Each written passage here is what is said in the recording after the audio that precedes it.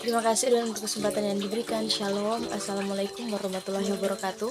Perkenalkan, nama saya Christina Gilda Delegi dengan nomor induk mahasiswa 2014-201018, kelas A1 semester 4 Fakultas Keperawatan Universitas Pembangunan Indonesia Manado.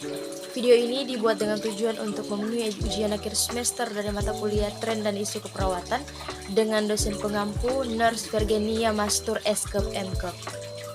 Baik, pada saat ini saya akan menjelaskan tentang penerapan evidence-based nursing, efektivitas terapi bermain, mewarnai gambar terhadap kecemasan anak dengan hospitalisasi.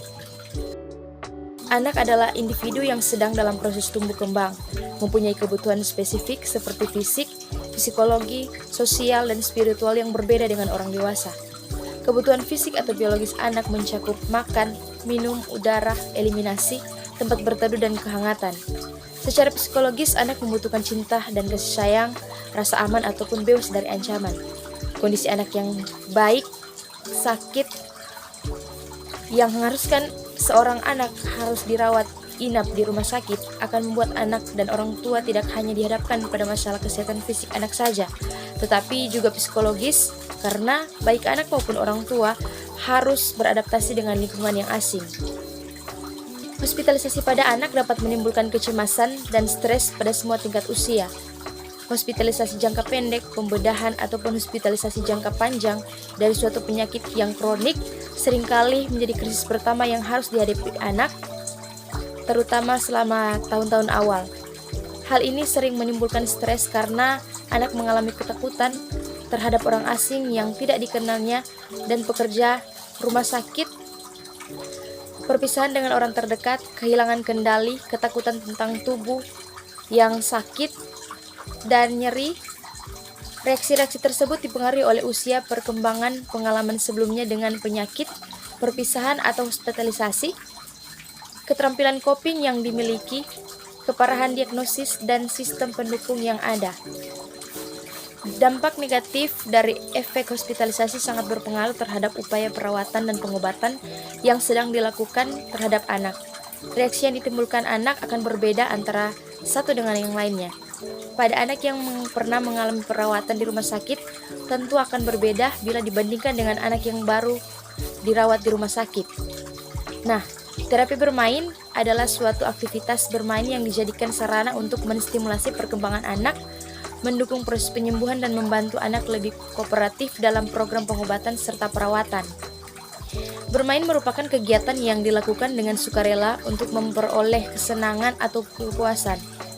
Bermain merupakan cerminan kemampuan fisik, intelektual, emosional, dan sosial, dan bermain merupakan media yang baik untuk belajar, karena dengan bermain, anak-anak akan berkata-kata atau berkomunikasi, belajar menyesuaikan diri dengan lingkungan, melakukan apa yang dilakukannya dengan mengenal waktu, jarak, serta suara. Anak yang bermain dapat mengekspresikan pikiran, perasaan, fantasi, serta daya kreasi dengan mengembangkan kreativitasnya dan beradaptasi lebih efektif terhadap berbagai sumber stres, serta bermain juga dapat membuat anak belajar dan mampu menyesuaikan diri terhadap. Selain itu, mengemukakan fungsi utama bermain adalah merangsang perkembangan sensorik motorik, perkembangan intelektual, perkembangan sosial, perkembangan kreativitas, perkembangan kesadaran diri, perkembangan moral, dan bermain sebagai terapi juga menyatakan bahwa bermain mempunyai fungsi yang dapat merangsang pertumbuhan sensorik motorik, sehingga dengan bermain anak bisa mendapatkan stimulasi untuk berkembang dalam masa tumbuh kembangnya sesuai dengan usia anak. Hai teman-teman yang baru lulus sekolah menengah atas atau sekolah menengah kejuruan dan mau melanjutkan ke perguruan tinggi, tapi masih bingung mau kuliah di mana? Tenang, kami Universitas Pembangunan Indonesia Manado hadir untuk menjawab pertanyaan teman-teman. Universitas Pembangunan Indonesia Manado adalah salah satu kampus terbaik di Nusantara yang sudah banyak melahirkan lulusan-lulusan terbaik dan berkualitas. Dan di Universitas Pembangunan Indonesia Manado ada 6 fakultas. Yang pertama, Fakultas Keperawatan. Kedua, Fakultas Hukum. Ketiga, Fakultas Teknik. Keempat, Fakultas Sospol. Kelima, Fakultas Sastra. Dan yang keenam, Fakultas Pertanian. Untuk itu, mari gabung bersama kami, Universitas Pembangunan Indonesia Manado, Kampus Biru, Maju. Terima kasih.